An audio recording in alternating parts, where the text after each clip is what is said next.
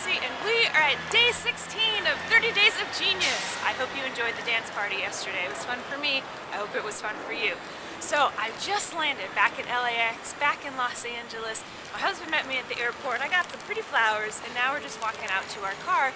And I wanted to talk to you about today's topic. So I'm going to pause because this is a deep one. We're taking the worry topic and we're going a little deeper. So Gay Hendricks, in his book called The Big Leap, talks about the upper limit problem. And then he says there's some upper limit behaviors. So I told you that worry was number one.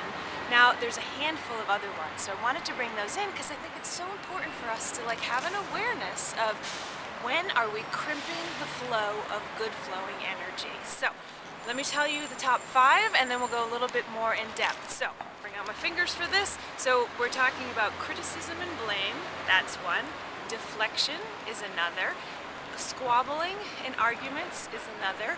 Getting sick or getting injured is another. And then integrity, when we have breaches of integrity. So we've got 5 doozies. And so let me just say that, as we were talking, when we're in our genius, we're in a place of expansion and exhilaration. And it's a good feeling place, right?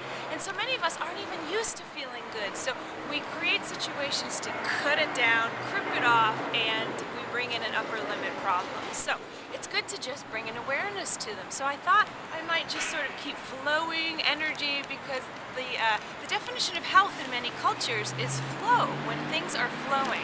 And it's when things stop and are stagnant that disease can set in. So let's just go a little bit deeper. So criticism and blame. Pause.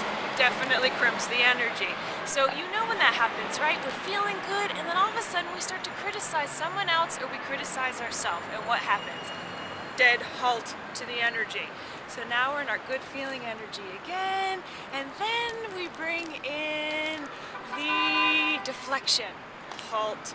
And you've all had that, right? We get a compliment and we're like, oh, it was nothing, it wasn't any big thing, no, that wasn't me. Well, let me tell you all the bad things that went wrong. Someone's giving us something that feels good and we stop it. Why do we do that? Why not instead embrace it, take it in, and say thank you. Thank you, let me embrace that. Okay.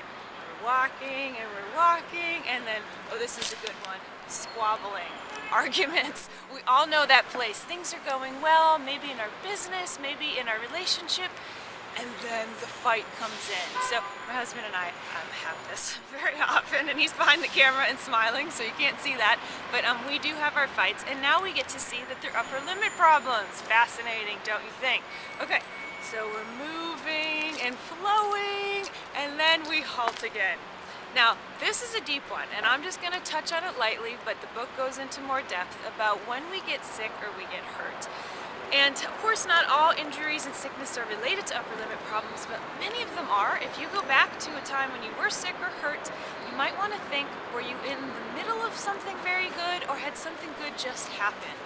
And what happens is we're expanded and then we stop and we get injured or we get sick or we get laryngitis or we get a cold or bronchitis or all these different things. And now you can begin to look at that like upper limit situation. Okay, so we're flowing. I know this is a lot, but just illustrating a point here. We're in the good feeling energy with pretty flowers. We've come home to Los Angeles. We pause. And what we're crimping now with is integrity issues. So maybe we've told a lie, maybe we're withholding a truth, and it's just a situation where we're not integral unto ourselves and holding what's true for us. And again, another situation of upper limit problems. So those are the 5. So be on the lookout for them. Again, I just want to touch them lightly so we can kind of get our scopes out and be looking of like, uh-oh, when am I upper limiting myself? It becomes a verb, right? Uh-oh, we're upper limiting. So be on the lookout. It's a lot to take in. I hope it's great for you. I'm so happy to be back with you all. Take care. It's Stayin Marassi, all aboard on the Genius Train.